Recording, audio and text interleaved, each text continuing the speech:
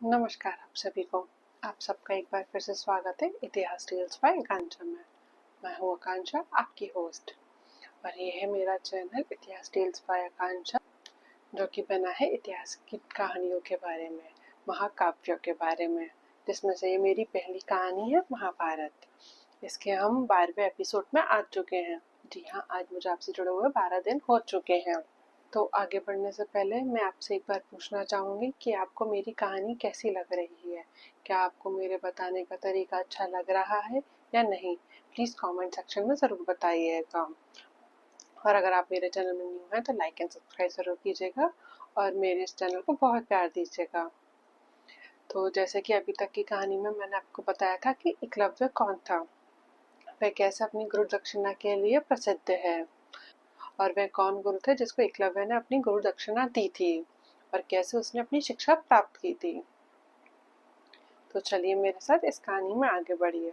तो आज का हमारा एपिसोड रहेगा लक्षागृह दाह के बारे में। जी हाँ, एक महल जो बना था लाख से पांडवों की मृत्यु के लिए, एक षड्यंत्र के बारे में। तो चलिए मेरे साथ इस कहानी में आगे बढ़िए। तो जैसे कि कल के एपिसोड में मैंने आपको बताया था कि गुरु द्रोणाचार्य ने सभी पांडवों और कौरवों से अपनी गुरु दक्षिणा मांगी थी, और उन्होंने गुरु दक्षिणा मांगी थी कि वे पांचाल नरेश द्रुपद को बंदी बना के लाए। ऐसे गुरु द्रोणाचार्य का प्रतिशोध पूरा हुआ था, पर राजा द्रुपद के मन में भी एक प्रतिशोध की भावना थी। उनको ये अपना अपमान लगा था, तो उन्होंने एक यज्ञ किया था पुत्र प्राप्ति के लिए। उनको एक पुत्र की प्राप्ति भी हुई जिसका नाम था दृष्टद्युम्न। जी हाँ, ये दृष्टद्युम्न वही थे जिनकी वजह से गुरु द्रोणाचार्य की मृत्यु हो गई। पर उस यज्ञ से एक पुत्री की भी प्राप्ति हुई थी।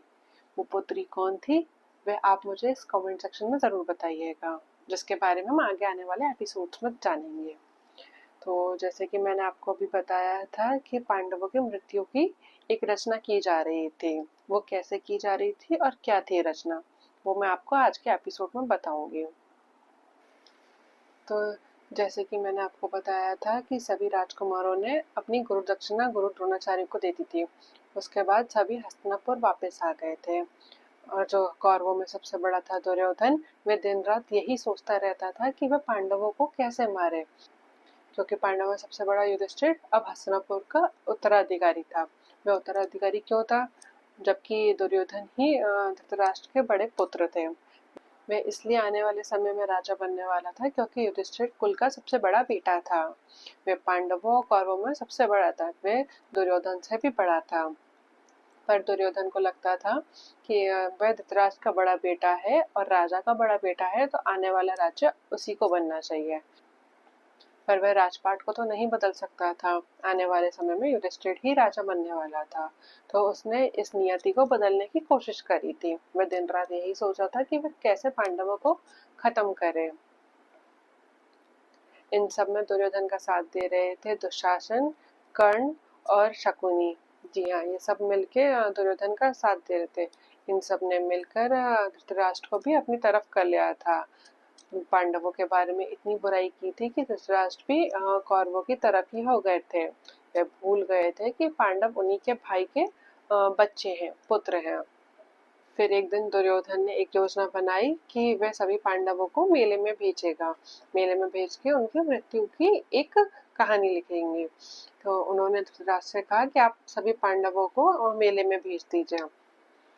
धृतराष्ट्र के कहने पे सभी पांडव मेले की तरफ निकल चुके थे, लेकिन हस्तिनापुर के महामंत्री विदुर ने युधिष्ठिर को सावधान कर दिया था।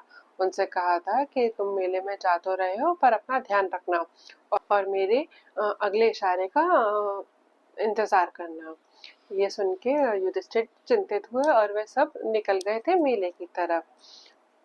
यहाँ दुर्योधन ने पुरोचन नाम के एक मंत्री के साथ मिलके मेले में एक विश्राम गृह बनवाया था, एक महल बनवाया था। वह था लाख का, जिसमें अग्नि आराम से लग सके और वह पांडव मर सके।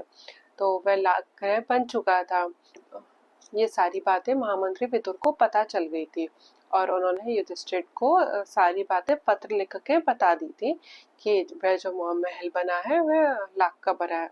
अग्नि की एक स्पर्श से वह पूरा महल भस्म हो सकता था। वहीं विदुर के भेजे हुए कारीगरों के मदद से उस महल से निकलने के लिए एक सुरंग बना दी गई थी, एक गुप्त रास्ता बना दिया गया था।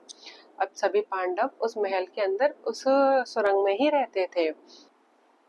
अब एक दिन युधिष्ठिर को पता चला कि आज के दिन ही इस महल में आग लगाई जाएगी, तो युधिष्ठिर ने एक यज्ञ का आयोजन किया। नगरवासियों के साथ एक भीलनी भी आई थी। भीलनी के 5 पुत्र थे। वह सब जब भोजन करने लगे उसके बाद भीलनी और उसके 5 पुत्र महल में ही रुक गए विश्राम के लिए। जिस कमरे में भीलनी और 5 पुत्र थे उस कमरे के जस्ट बाहर पुरोचन भी था। वह मंत्री जिसने दुर्योधन के साथ मिलके महल को जलाने की योजना बनाई थी।